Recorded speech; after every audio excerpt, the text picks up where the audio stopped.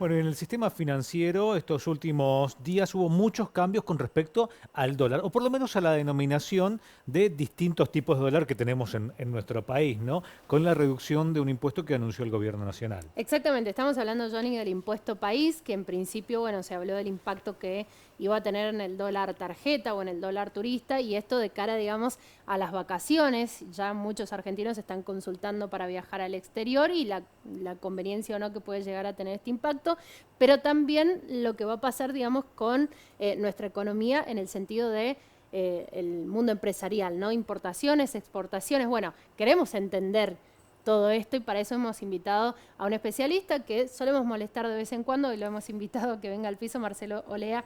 Bienvenido, ¿cómo estás? Muchas gracias, ¿cómo están ustedes? Gracias, Marcelo, por acompañarnos. Bueno, Al contrario. nosotros nombrábamos el cambio en el dólar tarjeta o el dólar turista, pero también hay cambios con lo que tiene que ver con las importaciones, ¿no? ¿Qué pasa con este sistema o con estos cambios que se vienen para el dólar en general? Bueno, en realidad el impuesto país, repasemos un poquito si les parece, el impuesto país fue creado por una facultad delegada del Poder Ejecutivo Nacional en diciembre del año 2019, es un impuesto de emergencia como son todos los impuestos nacionales, en este caso por 5 ejercicios, por 5 años, y ahora el 23 de diciembre del 2024 se terminaría la vigencia.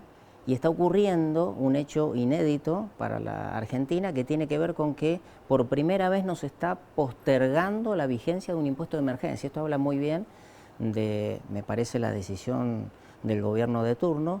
Y en rigor de verdad este impuesto, denominado impuesto país, que es un impuesto para la Argentina inclusiva y solidaria, tiene básicamente dos ingredientes, un 30% sobre el valor oficial más otro 30% que funciona como una percepción del impuesto a las ganancias y sobre los bienes personales que solamente pueden aprovecharlo los responsables inscriptos en el IVA o, si no sos responsable inscripto en el IVA, para bienes personales.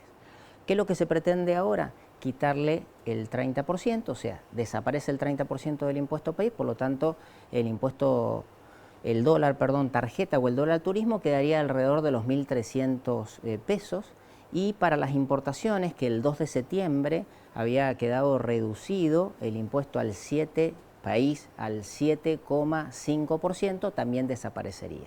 Sí se ha anunciado de manera prematura el no ingreso del pago a cuenta o el anticipo que tienen que hacer los importadores del equivalente al 95%, y es lógico, porque si va a desaparecer un impuesto, es lógico que quien ingrese ahora este anticipo se le va a generar un saldo a favor que después el Estado le va a tener que devolver. Claro.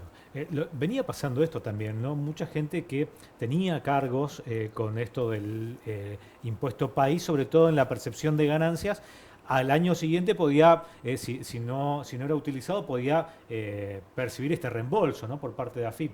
¿Esto sigue pasando? En una Argentina tan acomplejada y tan complicada por la inflación, la devolución era totalmente devaluada, demoraba la devolución de este impuesto para quienes la podían recuperar, y si no, directamente te la acreditaban como un saldo de libre disponibilidad en la liquidación del impuesto sobre los bienes personales. Por lo tanto, esto venía funcionando, pero claro, de manera tardía. Ahora, lo que nosotros tenemos que visualizar es que si queda el dólar tarjeta o el dólar turista en 1.300 pesos, está todavía por encima de los Sigue dólares siendo el financieros. más caro. Sigue siendo el más caro, con lo cual Claro. no va a, en principio, modificar la conducta de quienes deseen, por ejemplo, comprar un paquete turístico, o quienes deseen, por ejemplo, comprar algún bien del exterior. ¿Son unos 300 pesos más barato?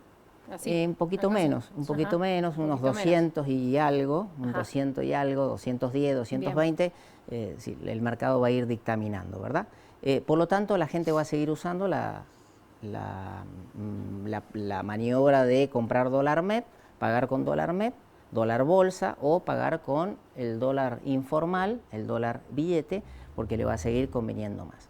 Respecto de las importaciones, bueno, acá hay una preocupación en la industria nacional, y es lógico que esto pase porque los productos importados, aún con el dólar más caro, están más baratos que ciertos productos nacionales.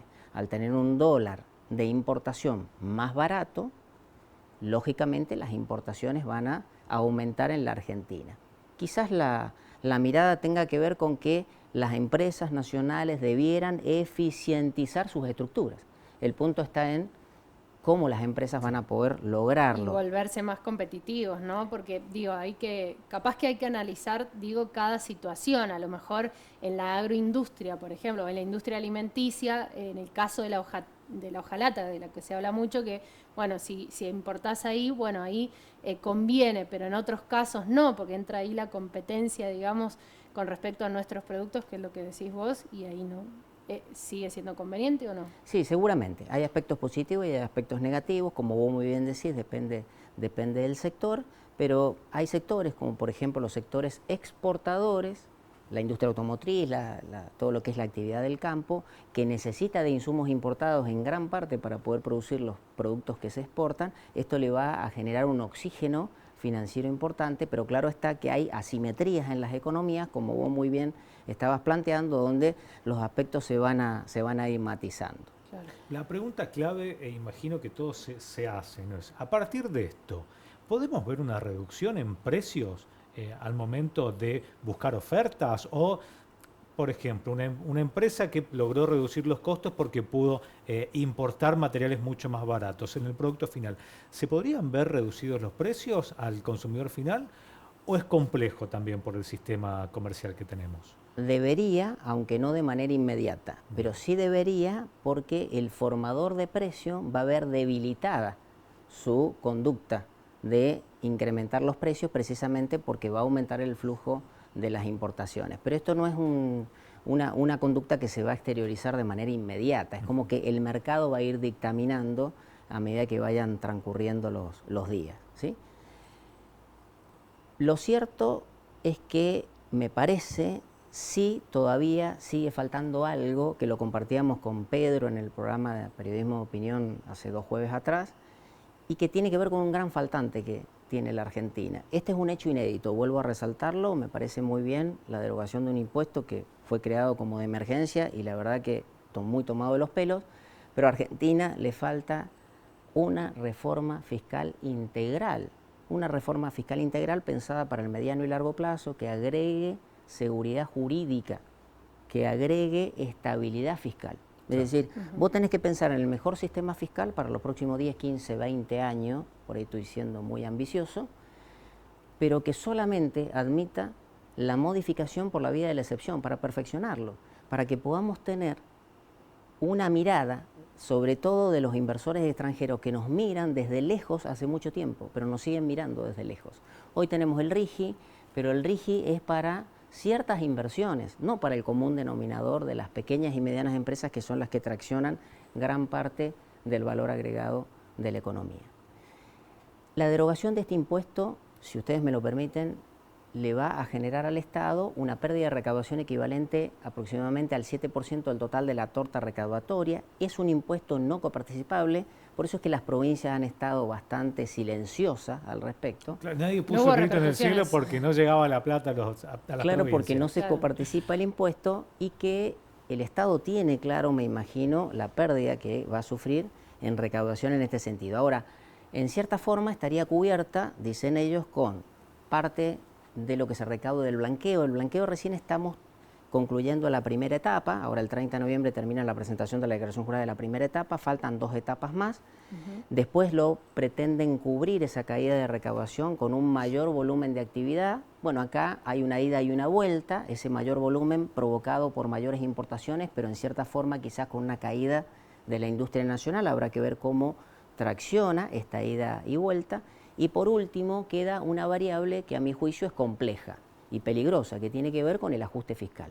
El ajuste fiscal tiene que ver con seguir bajando el gasto público, que lógicamente el Estado debe bajarlo, sobre todo el gasto público improductivo, irresponsable que ha tenido la Argentina, y que ha hecho que ese gasto se justificara siendo funcional a un sistema tributario que tuvo una matriz muy complicada, que era aumentar los impuestos existentes y crear nuevos impuestos. Sí. Bueno, estamos como queriéndonos correr de esta gran matriz derogando este impuesto.